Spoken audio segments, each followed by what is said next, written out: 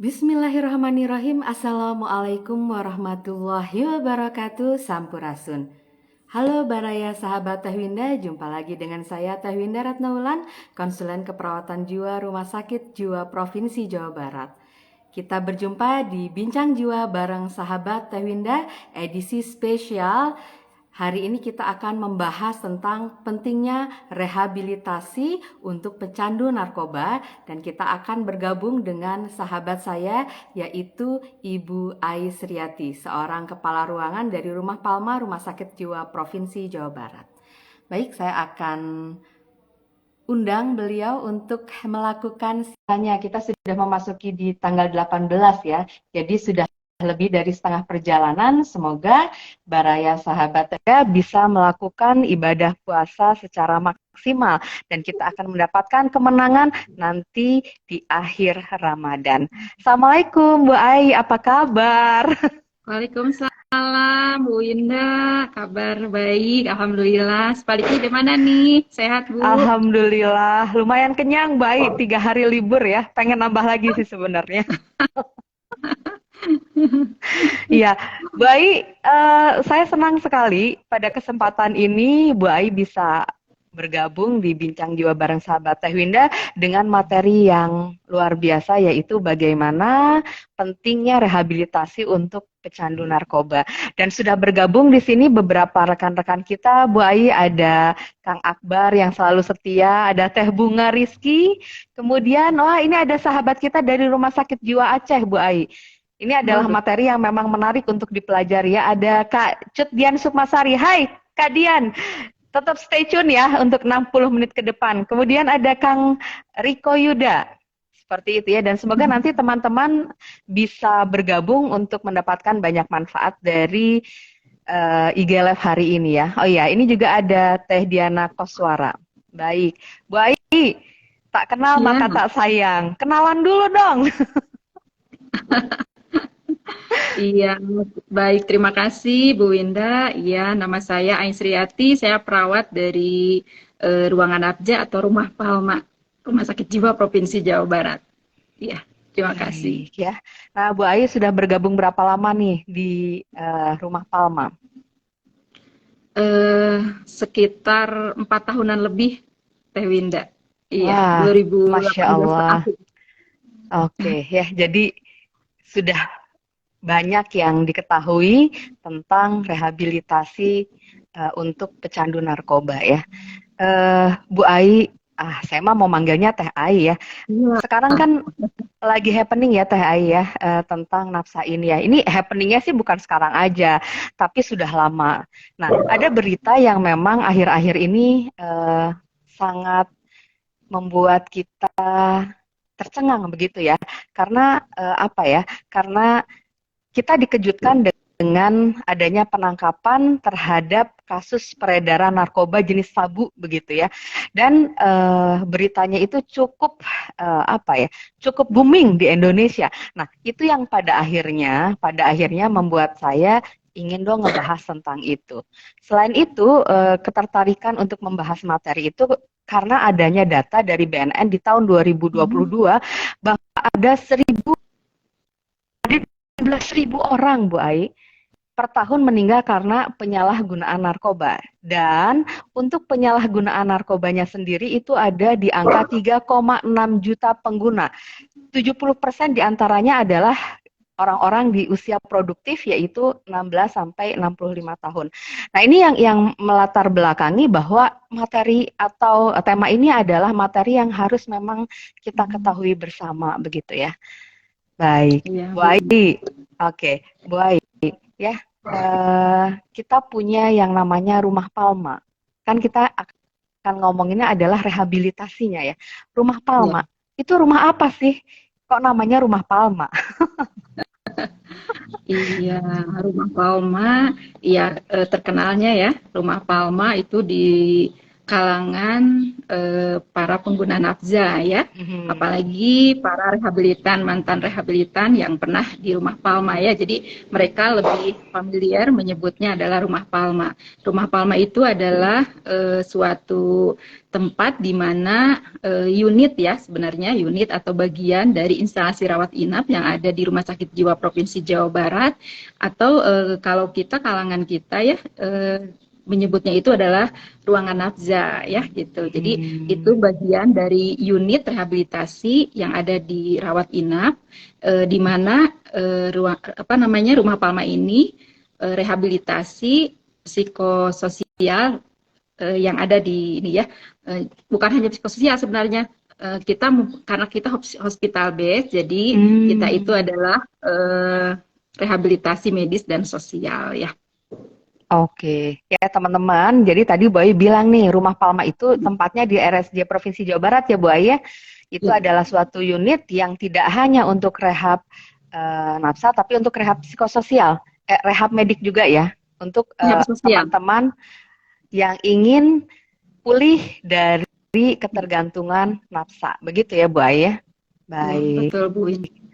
Oke. Nah, ini ada Tianius ya. Pagi Bu Winda, pagi Bu Ai. Hai, Kak Tianius, apa kabar?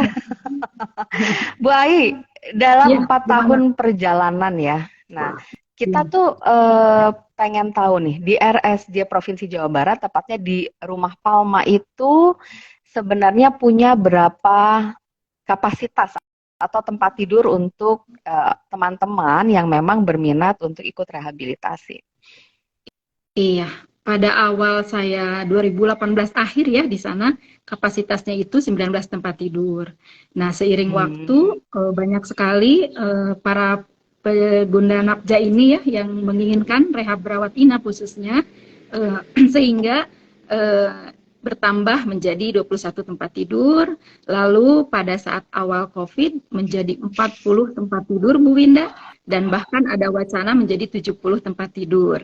Nah, untuk saat ini realnya karena kami harus berbagi juga ya tempat dengan jiwa anak remaja untuk saat ini tempatnya. Iya, jadi ada di 21 tempat tidur dengan total 7 tempat tidur untuk detoksifikasi dan 14 tempat tidur untuk primary-nya Bu Winda.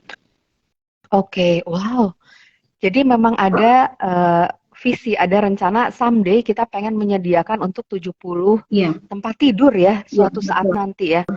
Kalau kita lihat tadi ya dengan visi yang begitu besar. Nah, berarti kan ini kita sudah siap untuk menerima teman-teman yang berminat untuk ikut rehabilitasi. Nah, sekarang tuh baru 21. Bagaimana ketersediaan? Apakah itu memang penuh gitu? Memang banyak teman-teman yang berminat ikut rehab atau seperti apa Bu Ai? Iya, alhamdulillah Bu Winda untuk saat ini ya di akhir bulan sampai dengan saat ini sekarang full kapasitas kita 21 tempat tidur, jadi bor kita itu 100% nih. Iya, jadi ada beberapa dari instansi ya, BNN kemarin sudah menghubungi kami, ada beberapa juga dari yayasan yang bekerja sama dengan kami, ada juga yang secara sukarela datang, itu sekarang sedang menunggu ya. Sedang menunggu nanti ada slot akan kami ini ya sesuai dengan kebutuhan mereka gitu ya. Dan ada beberapa juga nih yang sudah ada siap, mereka sudah kami lakukan asesmen juga di ruang rawatan jiwa intensif ya. Wow, keren ya. BOR-nya 100% dan waiting 100%. List. Iya, ya, begitu ya Bu Ai. Jadi memang betul-betul trennya saat ini adalah mulai tingginya kesadaran dan kepercayaan masyarakat untuk melakukan rehabilitasi. Ini yang akan kita jadikan latar belakang kenapa kita ngomongin ini. Baik Bu Ai ya, ini kita ngomonginnya kan sharing ya. Kalau untuk konsep tuh banyak banget di buku ya. Nah ini dalam 4 tahun terakhir ini pengguna nafsa ya. Pengguna nafsa itu boleh diceritakan yang seperti apa sih Bu Ai? Ya, pengguna nafza yang datang ke kami itu ya Bu Winda, hampir 90% sih ada mereka itu di perubahan perilakunya prakontemplasi ya. Jadi hanya Oke. sekitar 10% yang datang dia secara sukarela ya karena merasa capek, merasa sudah terjadi masalah banyak gitu ya, baik itu di pekerjaannya, di tempat kuliahnya, kalau dia memang seorang mahasiswa di keluarganya, baik itu di lingkungan sosialnya gitu seperti itu Bu Winda. Oke. Nah, kan kalau saya udah tahu tuh prakontemplasi ya, karena memang saya salah satu orang yang terlibat di rehabilitasi nafsa. Untuk teman-teman nih yang belum pernah dengar prekontemplasi, jadi kalau memang eh, di di ruang apa ya, di suatu tempat untuk rehabilitasi nafsa, di rehabilitasi untuk narkoba itu ada beberapa fase yang harus dilalui begitu ya Bu Ayah. Itu Betul. pengen banget dijelaskan. Jadi teman-teman perlu teman-teman ketahui kalau kita masuk ke suatu tempat rehabilitasi yang diharapkan adalah adanya perubahan perilaku, begitu ya Bu Ayah. Jadi kalau Ya, tadi Bu Ayah betul. ngomongin prekontemplasi itu tuh sesuatu istilah yang memang digunakan pada salah satu tahap pertama dari tahap perubahan perilaku. Nah, boleh dong Bu Ayah di-sharing nih sama teman-teman. Sebenarnya kalau kita mau ada tahap perubahan perilaku, tentunya dari yang maladaptif begitu ya, dari yang kurang adaptif menjadi yang adaptasinya baik, ada apa saja tuh tahap untuk perubahan perilakunya Bu Ai? Ya, untuk awal Bu Indah ya, kita sebagai perawat atau konselor ya, jadi harus paham dulu gitu ya, harus Mhm. memahami dan kita harus punya basic bahwa kita itu seorang konselor harus memiliki rasa empati ya, empati yang harus memang itu sebagai modal awal ya, modal awal gitu. Jadi hilangkan semua stigma labeling kepada mereka pecandu penyalahguna ini gitu ya. Mhm. Jadi betul-betul kita merasa empati. Nah, pada saat itu, nah kita nanti kan akan melakukan interaksi gitu ya, komunikasi Baik. dengan mereka. Kita tuh bisa menilai nanti mereka itu ada di tahapan perilaku yang mana. Ketika mereka Oke. misalnya datang nih, ah Mhm. saya merasa tidak ada masalah Bu, Oke. saya nggak ada masalah, pekerjaan saya baik-baik saja, uang saya nggak masalah, keluarga pun tidak ada masalah. Nah kita tuh Mhm. sudah dapat ya di sana, oh mereka itu yang datang dengan kekhasannya seperti itu, oh, mereka ada di tahapan perilaku prekontemplasi. Artinya dia masih secara aktif menggunakan zat atau narkobanya dan masih enggan untuk berhenti, gitu ya, seperti itu. Karena merasa Oke. mereka tidak ada masalah gitu dengan Hmm. penggunaan zatnya. Lalu Jadi kalau dibilang prekontemplasi itu baik, mereka itu masih all is well ya. Oh, semua masih ya baik-baik aja. Gue betul, masih pakai, tapi kan nggak ada yang terganggu gitu. Kalau dibilang betul. bahasa sayanya mah bahasa denial ya. Artinya Ya, adalah betul. menyangkal bahwa Menyangkal, iya. penggunaan nafsa itu memberikan efek terhadap kehidupan mereka, begitu ya? Prekontemplasi itu Betul. begitu.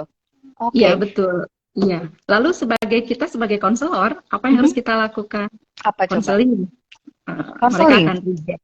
Konseling mereka akan reject, tapi kita pendekatannya memotivasi saja ya, atau yang biasa Hmm. dikenal personal interviewing saja, Bu Winda. Jadi kita di Oh. sana dibutuhkan empati, silent aktif di sana, ya. Eh, Kalaupun mereka menginginkan ya, atau kita ada kesempatan, edukasi yang paling tepat di sana. Edukasi seperti apa? Edukasi lebih ke arah perilaku hidup sehat saja. Contohnya misalnya dia seorang pengguna jarum suntik misalnya ya Bu Winda. Mhm. Jadi kita Mhm. hanya menyarankan saja bahwa ketika dia akan menyuntik, dia harus betul-betul mengetahui bahwa jarumnya itu steril, tidak dipakai Hmm. orang atau bukan bekas pakai orang gitu ya. Dan larutan yang Hmm. dilarutkannya betul-betul mereka melakukan sendiri dengan zat yang memang aman gitu ya, seperti itu. Jadi lebih ke arah ke sana Bu Winda. Oke, jadi nggak tepat ya kalau kasih konseling dulu ya. Yang lebih Iya, tepat adalah mereka bina akan hubungan reject. saling percaya dengan memberikan edukasi begitu ya. Iya, betul. Oke, kita akan menyapa dulu ada sahabat saya Carol Asri dari Malaysia dan Pak Surya Eskom ini teman saya perawat spesialis keperawatan jiwa juga dari sama-sama dari UI. Baik Bu Ai, tadi adalah tahap yang pertama adalah Iya. prekontemplasi. Next dong, tahap yang selanjutnya apa tuh Bu Ai? Ya, tahap selanjutnya itu Mhm. kontemplasi ya, Teh Winda. Jadi untuk tahapan kontemplasi ini mereka biasanya sudah mulai tuh ada ambivalensinya ya. Mereka datang biasanya dengan menyatakan dengan kalimat biasanya, "Duh Bu, saya udah capek nih, tapi gimana ya? Hmm. Pekerjaan saya nih gimana?" gitu ya. Kalau saya direhab, pekerjaan saya nanti bermasalah. Keluarga saya pun pasti bermasalah gitu seperti itu. Jadi, nah pada saat itu kita sudah bisa mengambil ya bahwa oh mereka tuh tahap kontemplasi artinya ambivalensinya harus kita kuatkan Bu Winda, didorong terus untuk mereka Oke, mengakses layanan rehabilitasi. baik. Nah di situ Bu Udah Winda cocoknya kalau ya kontemplasi ya. ya konseling di sana cocoknya untuk apa? Untuk Oke. tujuannya menguatkan ambivalensinya itu. Jadi dia semakin ragu-ragu ya maksudnya ya. Iya, Oh ini iya, kok memang sih enak tuh pakai pakai misalnya sabu gitu ya atau pakai apa gitu ya. Tapi kok saya udah mulai ngerasa ini nggak nyaman juga. Kerjaan mulai terganggu sama istri udah mulai sering ribut. Begitu iya, ya Bu Aya. Nah iya, yang betul. harus dilakukan kalau memang kita adalah perawat atau konselor yang bergerak di situ, kita kuatkan keraguan-raguannya itu supaya mereka akan masuk ke tahap selanjutnya. Begitu Iya, ya Bu Aya? betul. Betul, Ih keren betul. banget. Jadi semakin pengen tahu nih untuk tahap selanjutnya apa tuh Bu Aya? Tahap selanjutnya tahap preparasi. Iya, tahap Oke. persiapan. Iya, Mhm. mereka biasanya datang pada kami, mereka menyatakan sudah mulai tanya-tanya, Bu, kalau ingin direhab Hmm. seperti apa prosesnya, berapa lama, apa yang harus disiapkan, seperti itu biasanya. Karakteristiknya khas seperti itu, Teh Winda. Oke. Jadi memang dia sudah punya motivasi nih, Ya, sudah saatnya gue berubah begitu ya. betul, Nah, yang di betul. sini biasanya yang dilakukan nih kalau sama Bu Ai dan teman-teman apa tuh yang eh, Konseling, dilakukan di tahap konseling. Iya, preparasi? konseling Jadi dan masih asesmen. konseling juga? Iya. Konseling dan asesmen, iya. Oke, jadi Asesmen, sudah mulai assessment untuk di iya, betul, preparasi nih. Assessment betul. apa tuh yang dilakukan oleh teman-teman?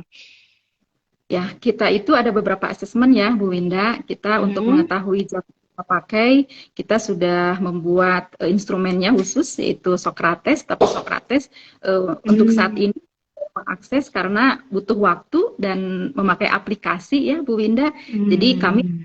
memakai untuk screening ASIS gitu ya, screening ASIS Oke. sejauh mana penggunaan mereka itu apakah dalam tahap yang ringan, sedang atau berat gitu. Selanjutnya nanti dari screening ASIS nanti dilanjutkan memakai ini ya instrumen penggaris penggaris kesiapan itu seperti itu 1 sampai 10 biasanya kita tawarkan kesiapan mereka ada di rentang yang mana nih gitu ya seperti itu. Oke. 1 sama 10 Ya, yang dikatakan siap yang di penggarisnya tuh di skala berapa? ya. Itu kalau yang siap-siap itu dari 5 ke atas. Oke. Nah, kalau ternyata nih pas kita assessment ada di bawah 5 apa yang harus dilakukan sama teman-teman? Ya, misalnya mereka menulisnya 2 atau 3, 3 misalnya ya. Nah, saya kesiapannya di sini Bu, di 3 gitu ya, Hmm. ketiga. Tidak mengatakan pada mereka kenapa nggak 4 atau kenapa 3. Nah, justru kita lebih Hmm. rendah kenapa nggak 1 kesiapannya supaya kita mendapatkan Hmm. data dari mereka alasannya mereka itu dengan tidak terpengaruh oleh pernyataan kita gitu Bu Winda. Yang Oke. Jadi ada tekniknya ya. ya, betul. Menarik Jadi banget. lebih mundur kitanya Bu Winda. Oke, memang begitu ya caranya ya, supaya mereka lebih terbuka ya, lebih open Iya, tentang alasan iya, kenapa sih kok belum 5 ke atas begitu ya, Bu iya, Aya. Nah, betul. kalau misalnya dia sudah di angka yang oke lah, misalnya 8, 9, 10, berarti kan sudah relatif siap nih untuk Iya. masuk ke tahap selanjutnya. Nah, tahap selanjutnya tuh apa tuh, Bu Ai? Ya, tahap selanjutnya adalah tahap aksi Teh Winda. Jadi Hmm. tahap aksi ini Mhm. biasanya perubahannya itu mereka sudah ada dalam layanan rehabilitasi rawat inap. Jadi mereka sudah Oke. mulai, mereka merencanakan, mempunyai tujuan, gitu ya, dan bahkan mereka sudah mempunyai progres-progres gitu ya, itu seperti itu. Oke, sudah mempunyai rencana, tujuan, dan progres. Ya, Rencananya dalam bentuk apa kalau di tahap aksi ini? Ya, untuk rencana untuk saat ini biasanya mereka akan fokus dulu ya, Mhm. bagaimana mereka memahami dampak negatif dari penggunaan zat. Itu awal, Hmm. itu yang biasa kami lakukan gitu ya. Sampai Oke. dengan nanti mereka itu memahami ya, memahami mereka sampai akhirnya ya, Bu Winda, akhirnya itu mereka nanti akan paham, akan memahami ya dalam perkembangannya mereka itu eh, apa namanya perubahan dia mempunyai pola hidup yang baru itu Teh Winda. Oh, jadi memang goals-nya adalah nanti sesudah pulang dari rehab, mereka tuh akan memiliki pola hidup yang berbeda, yang lebih Ya, baik, yang lebih positif dari sebelumnya, begitu ya? betul. Oke. Saya sebenarnya pengen banget ngebahas aksi ini lebih dalam, tapi kita tuntaskan dulu untuk tahapan selanjutnya. Ya. Tahapan sesudah aksi itu apa? Tahapan maintenance atau tahapan pemeliharaan ya. Di Mhm. sini karakteristik dari para rehabilitannya itu mereka akan mempertahankan abstinennya mereka. Ya, abstinen dalam tanda kutip di sini ya, Bu Winda. Jadi mereka Mhm. tidak menambah dosis secara ilegal atau black market, tapi mereka patuh sesuai Hmm. dengan indikasi gitu ya, indikasi-indikasi medis ya, seperti itu. Jadi mereka akan mempertahankan abstinennya dan mereka akan mempertahankan relapse preventionnya. Oh, jadi kalau kita bilang kan, kalau bahasa saya sama mereka, lu clean atau enggak gitu ya.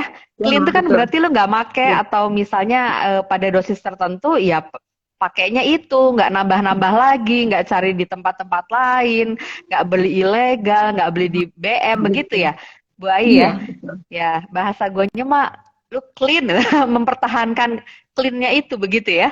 Itu yang namanya abstinen tuh teman-teman.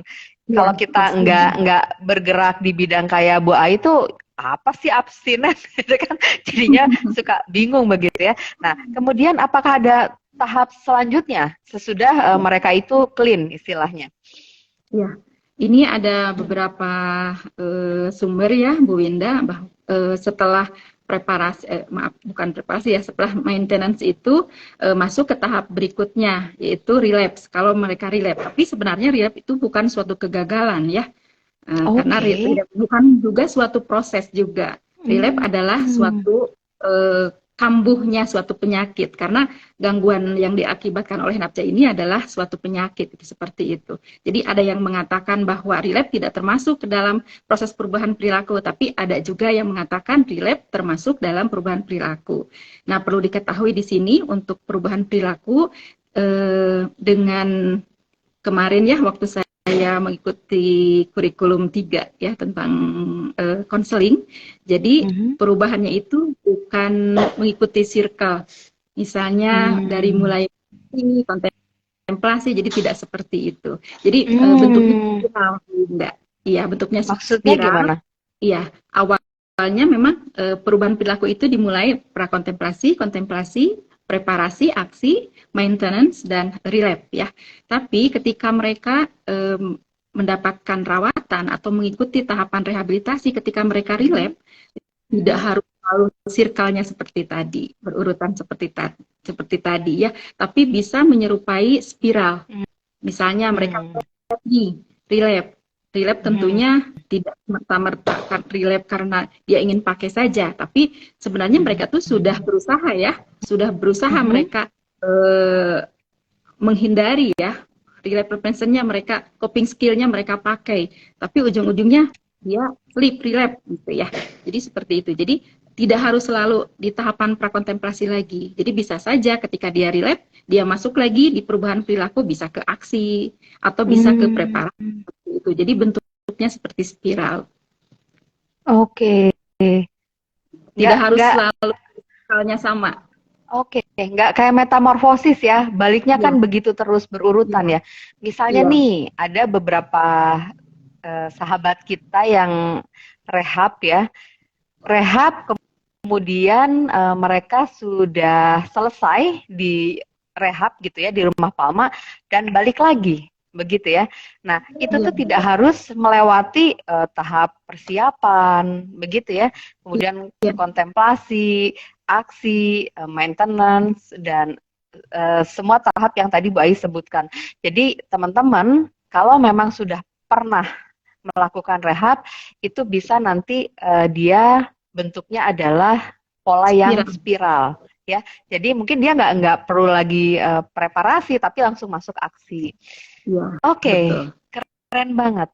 Ini kalau di Rumah Sakit Jiwa Provinsi Jawa Barat, kita mau tanya siapa aja sih yang bisa untuk mengakses layanan Rumah Palma ini. Kalau memang mereka bilang, udah saatnya nih saya untuk berubah karena saya sudah di fase tadi timbang-timbang tadi kok rasanya sudah lebih banyak negatifnya daripada positifnya. Nah, siapa saja nih yang bisa mengakses pelayanan itu, Bu Ai?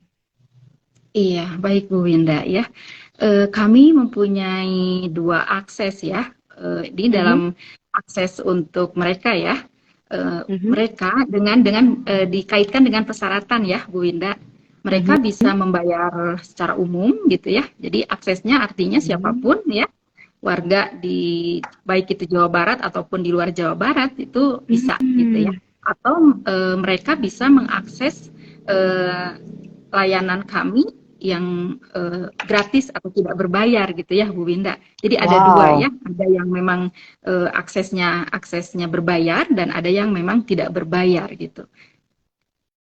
Ada yang berbayar dan tidak berbayar. Betul. Nah, ini yang pasti menarik tuh yang nggak berbayar. Boleh nggak sedikit sharing tentang yang nggak berbayar? Iya, yang berbayar itu, yang tidak berbayar ya, yang tidak berbayar itu sesuai dengan PMK nomor 4 tahun 2020 menyatakan bahwa pengguna penyalahguna itu bisa diklaimkan ya, mereka bisa mendapatkan pelayanan gratis 2 kali dalam seumur hidupnya, Bu Winda. Jadi dengan persyaratan mereka mempunyai kesehatan BPJS PBI atau peserta yang mendapatkan bantuan iuran dari pemerintah ya, yang kita kenal sih BPJS gratis dari pemerintah itu seperti itu ya. Itu bisa diakses oleh semua masyarakat yang ada di Indonesia secara nasional, bisa gitu ya. Dan yang kedua adalah yang dijamin oleh Jaminan Kesehatan Provinsi Jawa Barat, Bu Winda. Cuma ini kita masih terbatas pada warga Jabar saja gitu ya, dengan syarat ketentuan berlaku. Jadi nanti kalau mau tahu syarat dan ketentuan berlaku, silakan hubungi nanti di akhir ada, saya akan minta nomor yang bisa dihubungi ya, Bu Ai. Begitu ya. Nah teman-teman nih, kenapa harus nunggu besok-besok nih?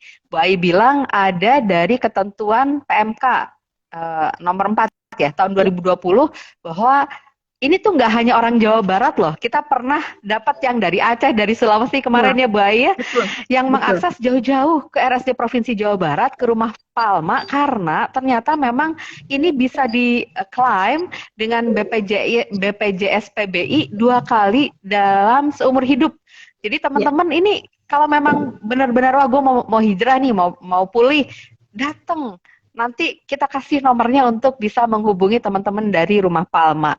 Oke, tadi kan udah ya yang gratis istilahnya yang bisa diklaim oleh pemerintah atau Provinsi Jawa Barat, pemerintah Provinsi Jawa Barat atau BPJS PBI. Nah kalau yang untuk umum terjangkau atau enggak nih?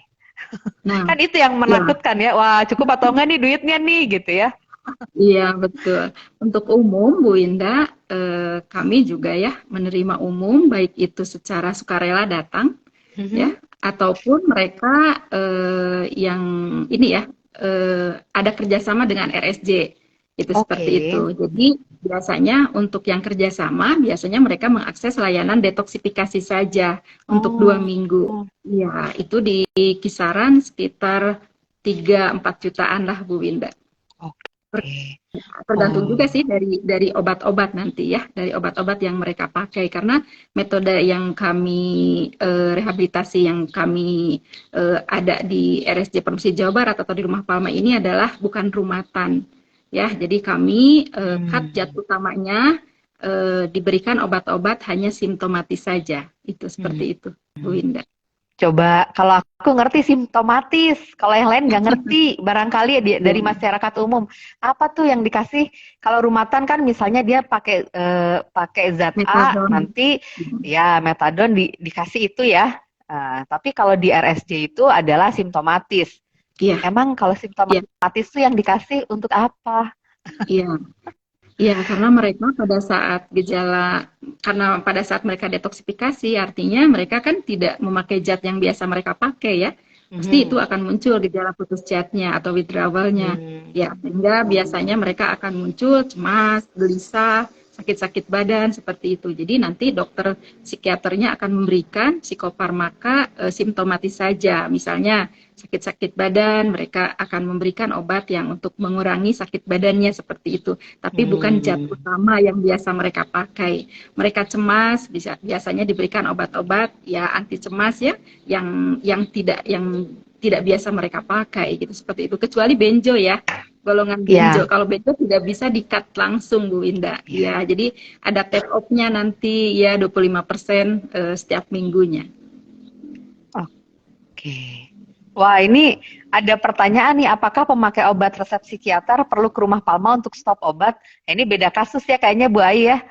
Kalau Ya, memang penyakitnya eh, apa gangguan jiwa ya ini. gangguan jiwa bukan untuk nafsa, ya bukan ke rumah Palma untuk stop obat ya Bu Ai ya. Itu sudah beda konsep Kang Akbar begitu ya Bu Ai ya? Iya, betul. Oke, semoga cukup menjawab ya, Kang Akbar. Terima kasih loh sudah bertanya. Ini yang selalu stay tune untuk acara Bincang Jiwa bareng sahabat Teh Winda. Jadi kalau obat, kalau untuk yang gangguan jiwa itu memang harus diminum. Nanti ada yang fase akut, ada yang stabilisasi, dan ada yang maintenance. Nah itu untuk pengurangan dosis nanti tergantung dari kondisi yang terus dipantau oleh psikiater. Jadi nanti akan sesuai dengan tahapan tersebut. Makasih udah nanya loh ya. Oke, kita lanjut ya. Kalau yang tadi kan untuk yang detox, ya lumayan lah ya, ada 3 sampai 4 juta, tapi itu bukan harga mati karena tergantung dari apa yang diberikan dan apa yang diberikan untuk mengatasi atau di fase detox tersebut ya. Nah, kalau yang lain, yang umum itu apakah selalu 2 minggu atau bisa lebih lama? Iya, kalau kita merekomendasikan ya Bu Winda, terkecuali yang tadi ya, yang ada kerjasama. Karena mereka akan mengakses layanan detoksifikasi saja, selanjutnya mereka akan melanjutkan rehabilitasi sosialnya di tempat yang sudah mereka rencanakan gitu ya, atau ke institusi yang mengirim pada kami.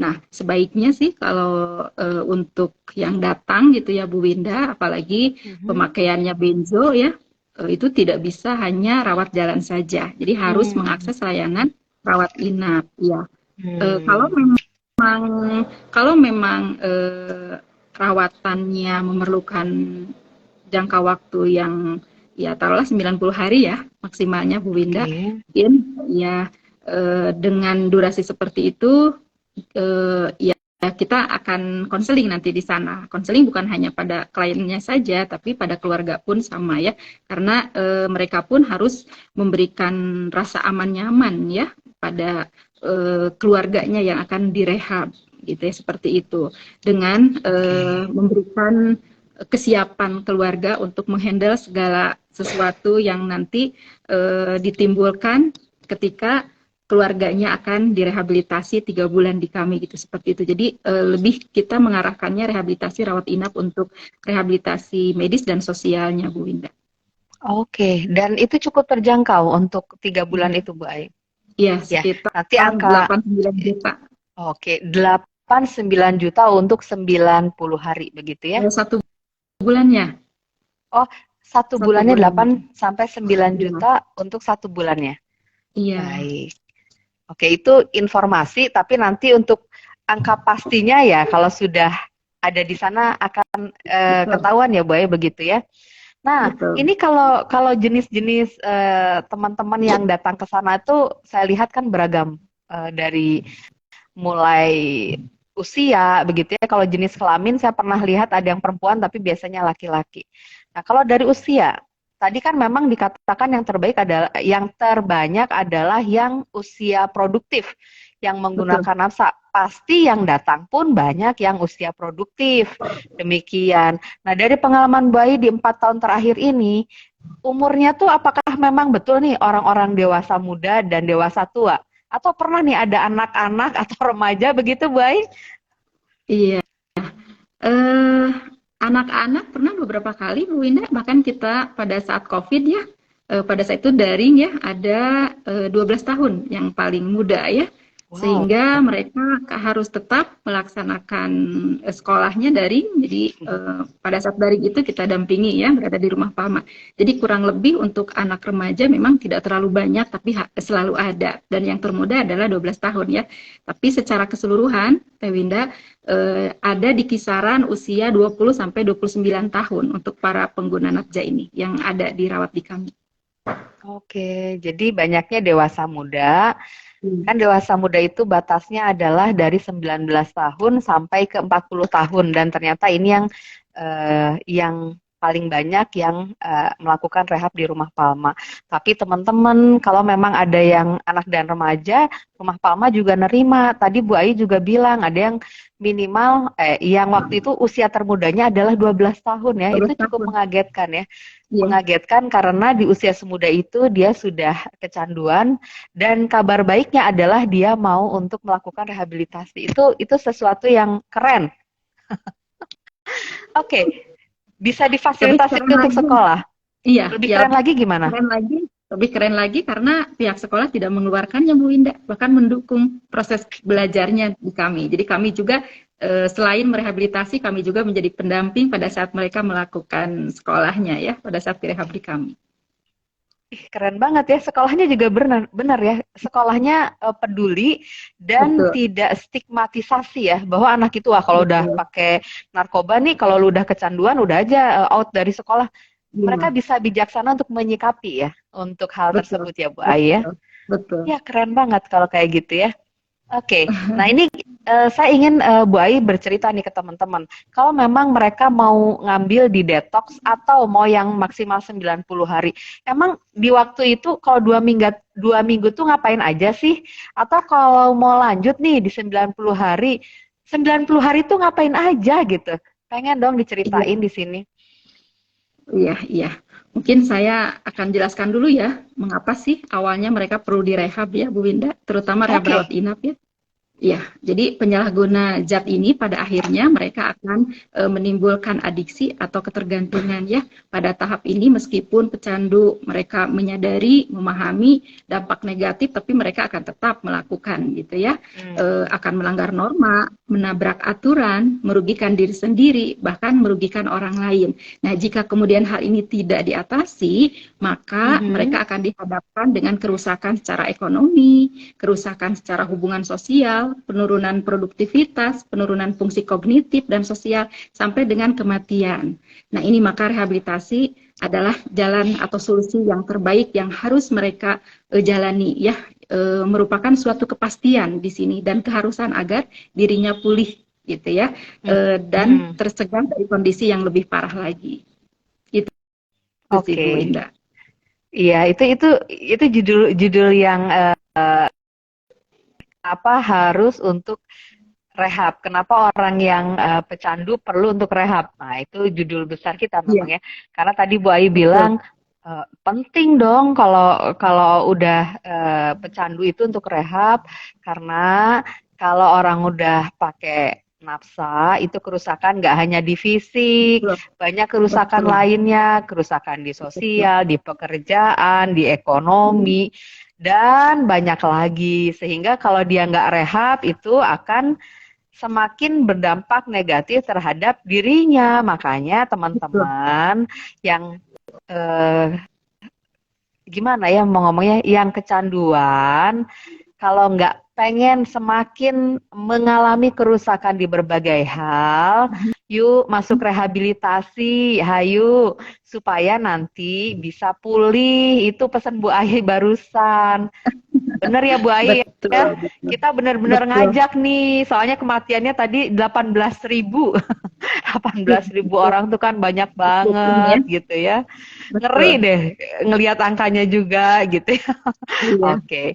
Ya, kita akan kembali ke pertanyaan yang tadi. Makasih udah diingetin soal itu ya. Kalau enggak nanti ngapain ya direhab? Kenapa ya gue harus direhab gitu? Itu Nah, betul-betul betul. insight banget lah, Bayi ngomong Iya. seperti itu. Nah, kemudian kalau kegiatan di rehab Rumah Palma tuh ngapain aja sih Bu Ai? Tadi di detox yang 2 minggu atau mau lanjut sampai 90 hari, apa yang dilakukan? Iya.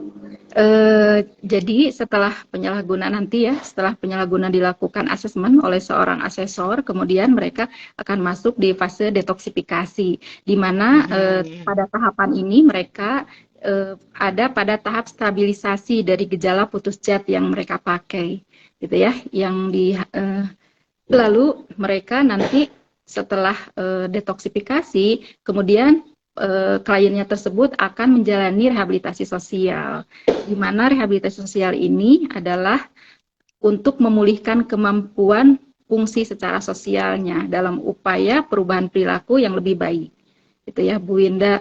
Nah, ini secara kognitif di fungsi sosial ini mereka akan mendapatkan edukasi terkait pentingnya pemulihan dan tata cara Hmm. pencegahan kekambuhan.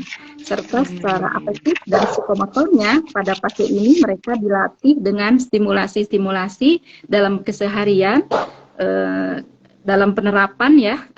Di sini biasanya kita melatih penerapan filosofi-filosofi pencegahan kekambuhan yang dikenal dengan unwritten philosophy. Oh Gitu. ya, unwritten philosophy itu adalah filosofi yang tidak tertulis gitu Ya, teman-teman ya, ya untuk mencegah kekambuhan. supaya nggak kambuh lagi. Nah, jadi 2 minggu itu tadi kan pasti kalau orang dari pakai zat tiba-tiba nggak pakai, pasti ada dong kerasa nggak nyamannya. Nah, Betul. supaya stabil kondisinya, tadi Bu Ai bilang, untuk mengatasi gejala putus zatnya, maka dilakukan fase detok yang 2 minggu. Jadi kalau dibilang detok itu adalah wajib Stabilisasi. Ain ya, wajib Iya, ain. betul. Mau nggak bisa langsung loncat ke fase selanjutnya, begitu ya. Oke, Betul. kemudian yang satu lagi adalah rehab psikososial. Jadi di sini tadi Iya, ada fungsi-fungsi atau perilaku-perilaku yang perlu dirubah. Tadi Bu Ai bilang, kalau mau memang sekalian di Rumah Palma, dilakukannya saat itu secara betul. kognitif ya, secara kognitif itu dikasih dulu ilmunya, gimana sih Iya, supaya nanti bisa pulih secara sosial, gimana sih supaya nanti nggak balik lagi ke make make zat lagi. lagi. Kemudian kalau psikomotorik itu adalah bagaimana melakukannya dan afektif itu adalah suatu perubahan perilaku karena memang bertekad saya pengen untuk nggak relapse lagi. Dan ada Betul. tadi unwritten filosofi. Filosofi. Oke ya. Oke, sebelum unwritten filosofi nih, kita boleh menyapa ada Direktur Rumah Sakit Jampang Kulon. Nah, ada Wah, Dokter Lukman. Hai Dokter Lukman. Terima kasih sudah bergabung ya Pak Dir. Pak Dir Baik, nih. Pak Dir. Atur Terima kasih Pak nuhun. Dir. Hatur nuhun.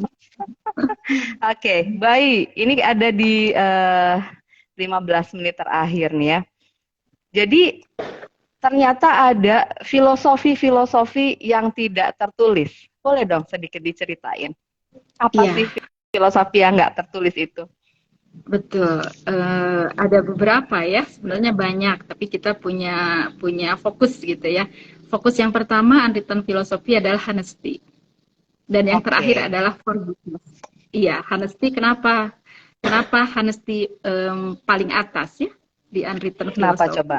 Ya, karena background atau latar belakang mereka, maaf ya, untuk penyalahgunaan nafsa ini biasanya labeling mereka gitu ya di masyarakat itu adalah jangkis atau jangki, Mhm.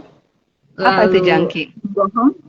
Ya, mereka sudah dianggap maaf ya, sampah oleh masyarakat gitu ya. Oke. Lalu Mhm. mereka dianggap bahwa mereka itu adalah pembohong yang luar biasa Hmm. ya. Nah, itu merupakan suatu tantangan bagi kami ya untuk bisa menerapkan simulasi unwritten philosophy salah satunya yang paling pertama, paling atas itu adalah honesty. Mereka bagaimana dididik, nanti dilatih secara kognitif, afektif, psikomotornya untuk bisa honesty. Itu salah satunya Bu Winda. Yang terakhir itu adalah forgiveness. Bagaimana mereka menerima, bersyukur atas apa yang mereka miliki saat ini dan ke depannya. Itu seperti itu. Oke, Itu salah satunya ya, Bu Winda. baik ya. Honesty. Nah, jujur. Oke ya. Baik, kita sapa lagi, ada Mbak Lin Berlina, ada Teh Winnie. Teh Winnie itu dosen pendidik ya. Kemudian ada Kang Diki. Kang Diki ini sahabat kita, Bu Ai. Hai Kang Diki, makasih udah bergabung.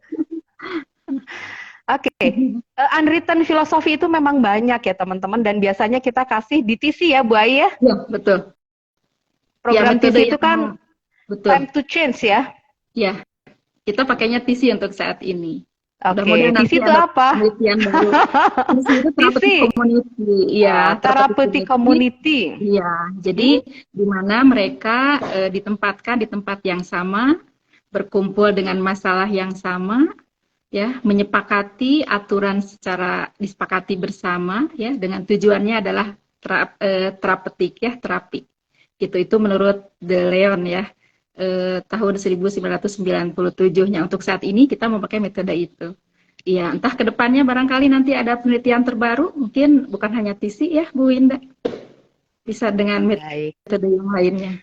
Therapeutic community itu jadi grup terapi teman-teman. Kalau orang disatukan dengan masalah yang sama, dengan pengalaman yang sama, nanti mereka bisa sharing ya Bu Ai ya. Bagaimana caranya nanti bersama-sama menuju tujuan dengan goals bahwa nanti akan ada perubahan perilaku supaya nggak pakai lagi begitu.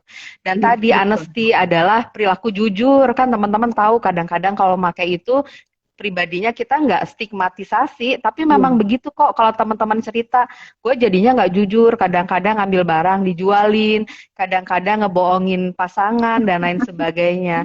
Jadi yang dilatih adalah salah satunya dengan melatih kejujuran. Konkretnya gimana supaya mereka jujur, Bu Ai?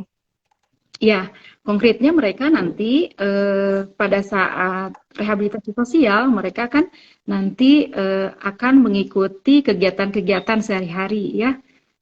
Kegiatan sehari-hari nanti mereka akan dilatih untuk pemangkasan perilaku negatifnya. Misalnya contohnya perilaku negatif yang khas itu adalah lazy atau malas gitu ya. Jadi mereka nanti akan saling mengingatkan, saling menegur, mereka saling juga menasehati, dan yang ditegur mereka harus belajar dong jujur, honesty gitu ya. Apa yang dilakukan oleh temannya, jujur menerima juga gitu, seperti itu Bu Winda. Oke, baik ya. Harus jujur, itu adalah modal utama untuk bisa pulih begitu ya, makanya diletakkan di atas. Yang terakhir adalah forgiveness. Nah, 2 minggu yang lalu saya pernah masuk kelas di profesional sesi. Ini adalah salah satu yang saya angkat tentang forgiveness terapi.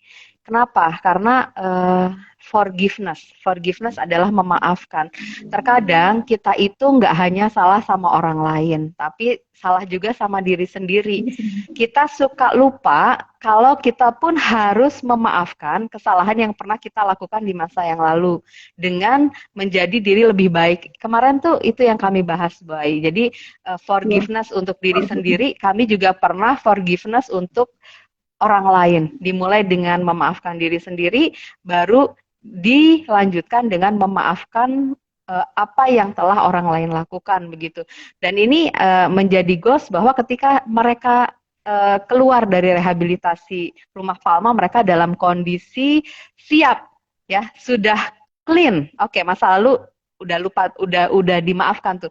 Jadi sudah siap melangkah ke yang akan datang begitu ya Bu Ai ya? Iya, betul. Baik, oke, ini di akhir-akhir ada hai Bu Dayak, seneng banget ketemu Bu Dayak ya. Udah berapa bulan kita nggak ketemu ya Bu Dayak. Kemudian ada Heri ini sahabat saya dari Rumah Sakit Bekasi ya, Kepala Ruangan Hemodialisa. Heri, terima kasih sudah bergabung. Baik, Bu Ai. Kemudian yang selanjutnya adalah Kalau sudah 90 hari ini ya, berdasarkan testimoni 4 tahun nih selama Bu Ai ada aja di sana. Sejauh mana sih keberhasilan orang yang sudah ikut di rehab di Rumah Palma? Iya, keberhasilannya untuk rehab rawat inap ya, Bu Winda, Mhm. sebagian besar sih mereka pulih. Wow. Iya, hanya Pulihnya sebagian. seperti apa tuh? Iya, Bu Winda? Mhm. Pulihnya seperti apa? Oh iya, pulih dalam arti mereka berfungsi secara baik itu sosialnya gitu ya. Kalau mereka seorang mahasiswa, ada yang sampai selesai, mereka Wow. menyelesaikan eh, kuliahnya, ada juga dia Mhm. sebagai seorang waktu itu beberapa ya yang pekerja baik itu formal ataupun non formal ya Bu Linda, mereka pun bisa bekerja melanjutkan pekerjaannya atau fungsi sosialnya seperti itu Bu Linda. Oke. Ya, jadi teman-teman nih memang kita nggak ngeluarin angka nih di sini seberapa banyak Iya, yang sudah berhasil pulih sesudah ikut rehab di Rumah Palma. Walaupun ada beberapa orang itu jumlahnya pun sedikit yang balik lagi ya. Jadi kalau iya, kalau betul. ketemu sama saya, aduh Bu, isin urang era itu teh ada gitu ya. Tapi Betul. dibanding yang itu, memang teman-teman saya mah tidak pernah mengecilkan teman-teman yang hijrah pengen pulih dengan ikut rehab di Rumah Palma. Kenapa? Di dalam mah aman ya Bu Ayah, di dalam mah betul-betul Betul. solid, betul-betul suasananya kondusif. Begitu keluar pagar dari RSJ, udah tantangannya udah mulai banyak lagi, apakah Betul. dengan keluarga lah, dengan pekerjaan, dengan orang-orang yang dulu pernah jadi circle-nya, ngajak lagi. Betul. Itu tuh benar-benar hijrahnya tuh wow, luar Ya, biasa gitu. Ya, kadang-kadang betul. udah dia bilang, "Bu, gua mah udah 1 tahun teh tinggal 2 minggu lagi, tapi pas mau 2 minggu lagi kok akhirnya relapse lagi. Teman-teman, kita Betul. nggak bisa bilang kalau orang kambuh itu mereka nggak coba untuk maksimal karena tantangannya adalah tantangan yang luar biasa besar ya, begitu Bu Ai ya. Betul, betul. Dan relap atau awalnya pasti sleep dulu ya, Bu Winda. Sleep atau Sleep relap, dulu. ujung-ujungnya Mhm. relap, ya, itu bukan suatu kegagalan. Ya, Itu adalah suatu proses penyakit. Dari awal itu adalah pemakaian, proses penyakit. contoh pasien saya itu 30 tahun dia memakai, Mhm. mereka sleep, lalu mereka relap lagi, walaupun relap dibandingkan dengan 30 tahun mereka pakai, itu bukan suatu kegagalan, tapi itu adalah suatu proses penyakit. Bukan juga Iya, suatu proses recovery, bukan, tapi suatu proses penyakit. oke. Wow, ya teman-teman semoga ini dapat insight-insight ya kita supaya nggak gampang menstigmatisasi orang-orang yang memang mau berubah dengan mengikuti rehabilitasi nafsa begitu ya tidak membenarkan kalau mereka relapse, bukan, tapi kita lebih Betul, empati, lebih paham, lebih menghargai upaya mereka. Karena kalau kita nggak pernah ngerasain gimana susahnya pas keluar betul, dari rumah pemulihan dari penggunaan nafsa, kita nggak pernah bisa empati sama mereka. Betapa hebatnya kalau dia sudah pakai 30 tahun, relapse dengan dosis yang kecil dan mereka balik lagi. Aku pengen betul, lagi dong dibimbing lagi supaya bisa lebih baik lagi. Wow, itu adalah suatu yang hebat kalau menurut saya sih. Iya kan Bu Ai betul. begitu ya? Iya, betul Bu Linda. Baik. Oke, kita tinggal di 6 menit terakhir nih ya. Nah, mungkin boleh dong Bu Ai di-share. Kalau memang nanti sesudah eh, Instagram Live ini ada teman-teman yang memang pengen gabung untuk berhijrah untuk pulih dari ketergantungan nafsa, harus menghubungi siapa nih? Baik, jadi bisa datang langsung ke RSJ Provinsi Jawa Barat atau bisa minta pada kami ya di Rumah Palma. Jadi dari gerbang pos depan itu tinggal bilang aja nanti ke security mau ke Rumah Palma gitu. Pasti akan diantar ya atau langsung datang ke kami gitu. Atau bisa menghubungi Krisis Center Napja Bu Winda di nomor teleponnya adalah 08 11 22 81186. Itu 24 jam kami bisa melayani. Oke, boleh diulang Bu Ai Boleh nomornya? ya, nomor krisis center Nabja 08 08 11 ya 11 11 22 22 8 8 1186. 1186. Itu cara bacanya begitu ya.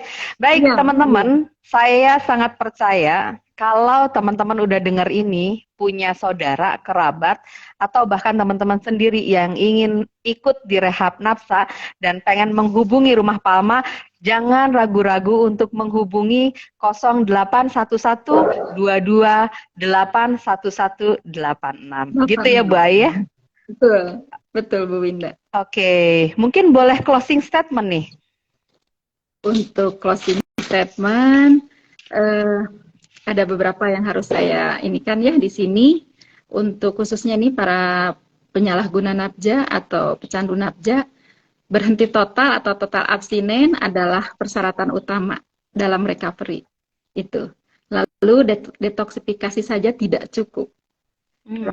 Selanjutnya, adiksi mempengaruhi seluruh aspek kehidupan. Recovery memerlukan waktu dan proses yang panjang. Edukasi merupakan aspek penting dalam self-management, merupakan esensi bagi seseorang pecandu untuk belajar tentang dirinya dan kecanduannya. Dan Rumah Palma adalah solusinya. Itu yang bisa saya sampaikan, Bu Winda. Boleh dong kita jargon Rumah Palma. Rumah Palma. Rumah Stop Palma, narkoba.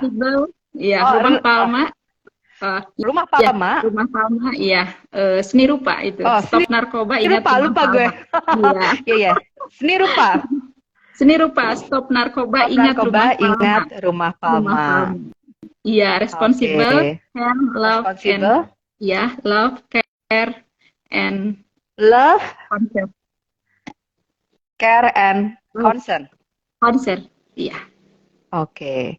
Baik, kita nggak kerasa nih Bu Ayu sudah 60 menit ngobrolin tentang pentingnya rehabilitasi untuk pecandu narkoba. Terima kasih atas kesediaannya untuk sharing. Saya tahu Bu Ayu, menurut saya pribadi adalah salah satu orang yang memang concern untuk rehabilitasi nafsa dan mumpuni secara keilmuan.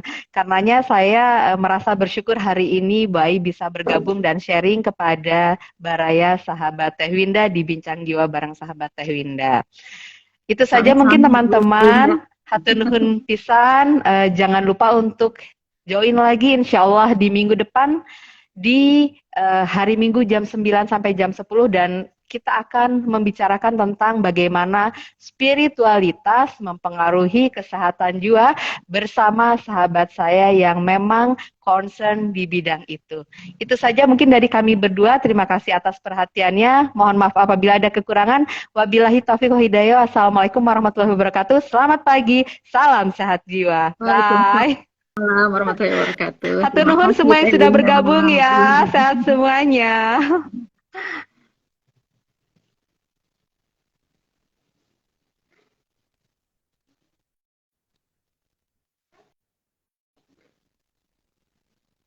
Baik, Bu Ai. Bye. Ya, izin Bu Winda. Ya, terima kasih banyak.